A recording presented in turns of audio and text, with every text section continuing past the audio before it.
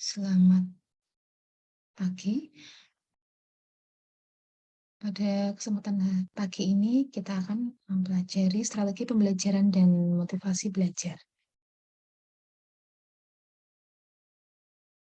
Strategi pembelajaran merupakan suatu prosedur pembelajaran dalam membantu usaha belajar mahasiswa atau peserta didik, mengorganisasikan pengalaman belajar, mengatur dan merencanakan bahan ajar, agar tercipta proses pembelajaran yang lebih efektif, efisien untuk mencapai tujuan pembelajaran. Apa pentingnya strategi pembelajaran? Yang pertama, memberikan rumusan acuan kegiatan pembelajaran, mencapai tujuan pembelajaran, menarik minat belajar peserta didik, memotivasi, mendorong, menggerakkan, membimbing, dan mengarahkan peserta didik. Macam-macam strategi pembelajaran. Yang pertama adalah strategi pembelajaran inquiry, yaitu menekankan pada proses berpikir secara kritis dan analisis untuk mencari dan menemukan sendiri jawaban dari suatu masalah yang ditanyakan. Yang kedua, strategi pembelajaran ekspositoris, yaitu menekankan pada proses pemberian pengetahuan atau materi yang diberikan secara lisan atau verbal oleh dosen pada mahasiswa. Lalu strategi pembelajaran berbasis masalah, yaitu memadukan beberapa bagian pembelajaran yang menonjolkan pada proses pemecahan masalah ilmiah. Yang keempat, strategi pembelajaran kooperatif ini rangkaian kegiatan pembelajaran dalam oleh mahasiswa dalam kelompok tertentu untuk mencapai tujuan pembelajaran.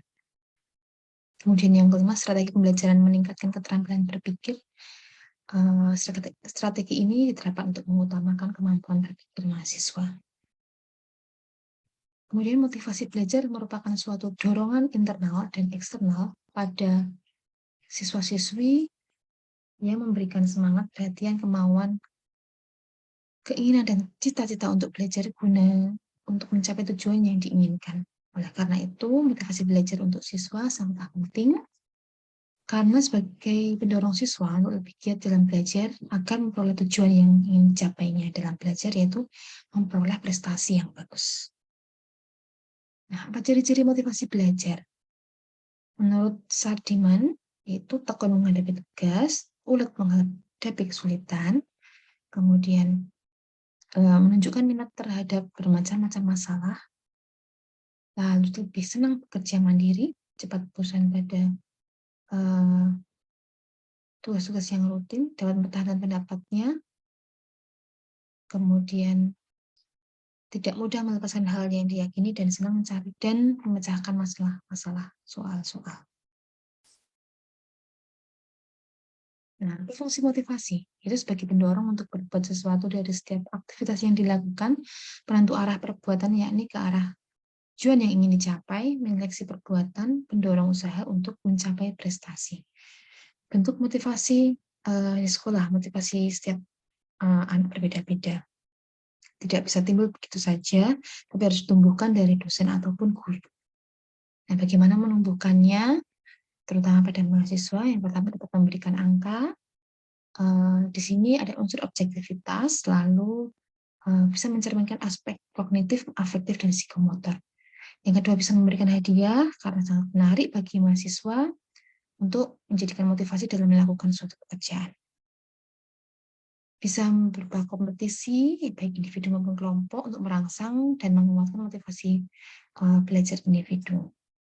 Kemudian ego involvement, menumbuhkan kesadaran dalam diri mahasiswa akan merasa penting tugas di sekolah dan menerima sebagai suatu tantangan sehingga mahasiswa berusaha bekerja keras. Bisa memberikan pujian karena secara psikologi seseorang yang menerima pujian sangat itu pasti akan lebih baik. Kemudian merupakan bentuk suatu perhatian yang baik juga. Membangun lingkungan belajar positif agar motivasi belajar meningkat dapat dilakukan dengan mengatur iklim belajar, mempersiapkan lingkungan fisik, lingkungan sosial di sekitar tempat belajar, lalu mengajar dengan menghubungkan dunia IT, mengembangkan strategi belajar yang menarik, dan menyiapkan kelas kecil dan kelas besar.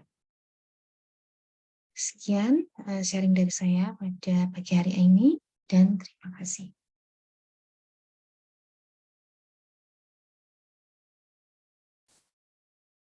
Oh ya, selesai.